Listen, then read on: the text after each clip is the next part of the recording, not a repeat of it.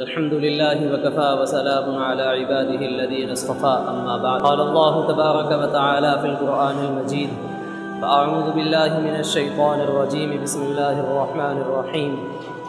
قد أفلح المؤمنون الذين هم في صلاتهم خاشعون والذين هم عن اللغو معرضون والذین هم للزکاة فاعلون. صدق اللہ العظیم. محترم بزرگوں اور عزیز ساتھی، اللہ سبحانہ و تعالیٰ نے نماز کے متعلق اپنے قرآن مقدس میں یہ فرمایا ہے کہ وہی لوگ کامیاب ہوں گے جو لوگ اپنی نمازوں میں خشوع کو اختیار کرتے ہیں. نماز کے متعلق دو لفظ کثرت کے ساتھ بولے جاتے ہیں.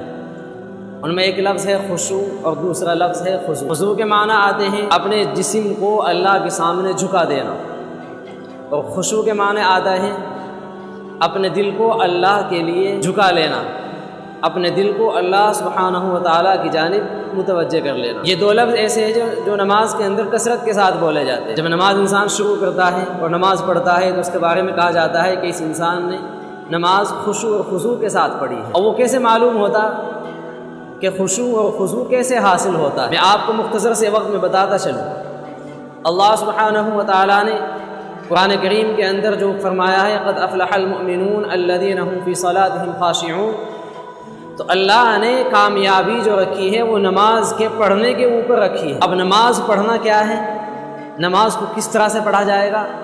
نماز کو صرف اس طرح سے نہیں پڑھا جائے گا جس طرح سے کچھ لوگ ایک دوسرے کو دیکھ کر کے نماز سیکھ لیتے ہیں اور بس جس طرح سے وہ پڑھ رہے اسی طرح سے پڑھتے رہے. بلکہ اللہ سبحانہ و تعالیٰ نے نماز کے حکم فرماتے ہوئے یہ بات بیان فرمائی ہے وَقُومُوا لِلَّهِ قَانِتِينَ، کہ جس وقت تم نماز پڑھ رہے ہو تو اللہ سبحانہ و تعالیٰ کے سامنے قانت بن کر کے کھڑے ہو. اب قانت کس کو کہتے ہیں؟ قانت کے متعلق علماء کرام نے لکھا قانت کے معنی آتے ہیں سکون کے ساتھ کھڑا. اب ہم نماز کے اندر دیکھتے ہیں بہت سے آدمی وہ نماز پڑھ رہے، کوئی یہاں پہ کھجا رہا، کوئی یہاں پہ کھجا رہا، کوئی کہیں پہ، کوئی اپنے کپڑے درست کرا، کوئی کچھ کرا، کوئی کچھ کرا. جب اس طرح کے معاملات نماز کے اندر اختیار کیے جائیں گے تو نماز کے اندر دل لگنے والا بالکل بھی نہیں ہے. بہت سارے لوگوں کی طرف سے اشکالات ہوتے رہتے ہیں کہ جی نماز کے اندر دل نہیں لگتا. ہم نماز کی نیت باندھتے ہیں، نماز شروع کر دیتے ہیں تو ہمارا دماغ کبھی رشتہ داروں میں چلا جاتا ہے، ہمارا دماغ کبھی بازار میں چلا جاتا ہے، ہمارا دماغ کبھی دکان پر چلا جاتا ہے، ہمارا دماغ کبھی کسی حساب میں لگا ہوا، کبھی کسی حساب میں لگا ہوا. میرے عزیز ساتھیوں، جب تک کہ نماز اللہ کے بتائے ہوئے اور اللہ کے نبی علیہ الصلاۃ والسلام کے بتائے ہوئے طریقے کے مطابق نہیں پڑھی جائے گی اس وقت تک نماز کے اندر خشوع اور خضوع حاصل ہونے والا نہیں. اس وقت تک نماز کے اندر دل لگنے والا نہیں ہے. جیسے ہی ہم اپنے ظاہری اعضاء کو سنت کے مطابق بنا لیں گے جو اللہ کے نبی ہمیں سکھا کر کے گئے، ہم اس طریقے کے مطابق اپنے جسم کو اللہ کے سامنے کھڑا کر دیں گے، پھر اللہ سبحانہ و تعالی ہمارے دل کے اندر خشوع کو پیدا فرما دیں گے. اور میں نے ابھی بتایا آپ کو خضوع کے معنی آتے ہیں اپنے جسم کو اللہ کے سامنے جھکا دینا، اور خضوع کے معنی آتے ہیں خشوع کے معنی آتے ہیں اپنے دل کو اللہ کی طرف متوجہ کر دینا. یہ کب حاصل ہوگے؟ سب سے پہلی جو سیڑھی ہے خشوع کو حاصل کرنے کے لیے، یعنی اپنے دل کو اللہ کی طرف متوجہ کرنے کے لیے، اس کی سب سے پہلی سیڑھی یہاں سے شروع ہوتی ہے کہ ہم خضوع کو حاصل کر لیں. اور خضوع کا مطلب ابھی بتایا، خضوع کا مطلب یہ ہے کہ اپنے جسم کو اللہ تعالیٰ کے سامنے جھکا دینا. اب جھکا دینے کا مطلب یہ نہیں ہے کہ نیت باندھ کر کے کھڑا ہو گئی اور اس طرح سے جھکے ہوئے کھڑے ہیں. نیت اس کا مطلب یہ نہیں، بلکہ اس کا مطلب یہ ہے اللہ کے نبی جناب رسول اللہ صلی اللہ تعالیٰ علیہ وسلم جس طریقے کے مطابق نماز ادا کیا کرتے تھے اس طریقے کے مطابق نماز ادا کرنی پڑے گی، تب جا کر کے یہ مقام حاصل ہو. اب میں آپ کو ایک مثال سے سمجھاتا ہوں. وہ مثال یہ ہے کہ جب ہم کسی بڑے آدمی کے سامنے کھڑا ہوتے ہیں، کسی بادشاہ کے سامنے کھڑے ہوتے ہیں، کسی جو ہائی لیول کے انسان ہوتا ہے اس کے سامنے کھڑے ہوتے ہیں، تو اس کے سامنے ہم بالکل سکون اور اطمینان کے ساتھ باادب کھڑے ہو جاتے ہیں. کیوں؟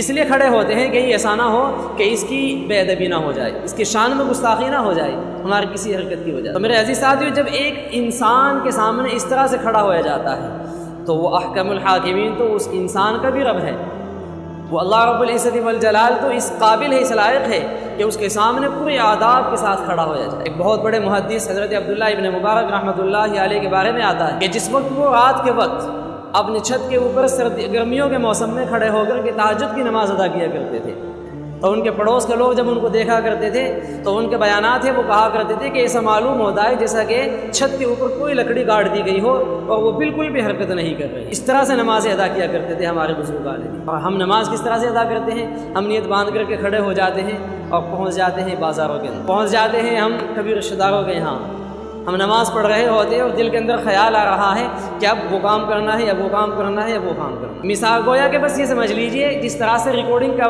بٹن دبا کر کے چھوڑ دیا جاتا ہے کہ ریکارڈنگ چل رہی ہے، جو ہم نے ریکارڈ کر رکھا ہے وہ چل رہا ہے مسلسل، اور اپنا آپ جب ریکارڈنگ ختم ہو جائے گی وہ بند ہو جائے گا۔ ہماری نماز کا بالکل اسی طرح سے حال کہ ہم اللہ اکبر کہہ کر کے تو نیت باندھ لیتے ہیں، لیکن نماز کے اندر ہمارا دھیان نہیں ہوتا۔ ہمارا دھیان کبھی کہیں جا رہا ہوتا ہے، کبھی کہیں جا رہا ہوتا ہے، اور نماز کے اندر ہم سے کیا غلطی ہو گئی، کیا غلطی نہیں ہوئی، اس کے بارے میں کوئی جانکاری نہیں۔ ہمارے دیکھنے میں تو یہ آتا رہتا ہے، بہت سارے لوگ، اکثریت لوگوں کی یہ ہے کہ ان کو مسائل کے متعلق کچھ معلومات نہیں ہوتی۔ مفتی محمد شفیع صاحب رحمۃ اللہ علیہ کے بارے میں آتا ہے، جب اپنی زندگی کے آخری ایام میں تھے تو انہوں نے کہا کہ مجھے آج 50-60 سال لوگوں کو مسائل بتاتے ہوئے گزر چکے ہیں، دارالفتہ میں بیٹھ کر کے فتوے لکھتے ہوئے ہو چکے ہیں، لیکن اب بھی نماز کے اندر بہت سی مرتبہ ایسی غلطی ہو جاتی ہے کہ نماز پوری کرنے کے بعد مجھے جا کر کے دیکھنا پڑتا ہے کتابیں کھول کر نماز میری درست بھی ہو گئی یا نہیں۔ مفتی محمد شفیع صاحب رحمۃ اللہ علیہ کہتے ہیں کہ لوگوں کے حالات تو دیکھ کر کے یہ معلوم ہوتا ہے کہ ان کو کبھی کوئی مسئلہ ہی پیش نہیں آتا۔ سجدہ سہو تک کے مسائل لوگوں کو معلوم نہیں ہے، اور وہ کیوں معلوم نہیں؟ انہوں نے سیکھا نہیں ہے۔ سیکھنے کی ضرورت ہے۔ نماز ایک دوسرے کو دیکھ کر نہیں پڑھی جاتی، نہ ایک دوسرے کو دیکھ کر نماز سیکھی جاتی ہے۔ نماز صرف اور صرف پڑھنے سے آتی ہے، سیکھنے سے آتی ہے۔ جب تک ہم کسی کے پاس جا کر کے نماز نہیں سیکھیں گے اس وقت تک کہ نماز میرے عزیز ساتھیوں مکمل طور پر ہم نہیں پڑھ سکتے ہیں۔ تو میں آپ کو بتاتا چلوں، انشاءاللہ ہم آج سے یہ کام شروع کر رہے ہیں، اور آج سے روزانہ ہم اپنی ویڈیوز کے ذریعے سے نماز سکھائیں گے۔ آپ حضرات سے درخواست یہ ہے، التماس یہ ہے کہ آپ لوگ ہمارے ساتھ جڑے رہیے اور دوسرے لوگوں تک پہنچاتے رہیے، تاکہ جن لوگوں کو نماز نہیں آتی وہ لوگ سنت کے مطابق نماز پڑھنی سیکھ لیں۔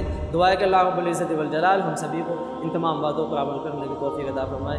باقی دعوانا الحمدللہ۔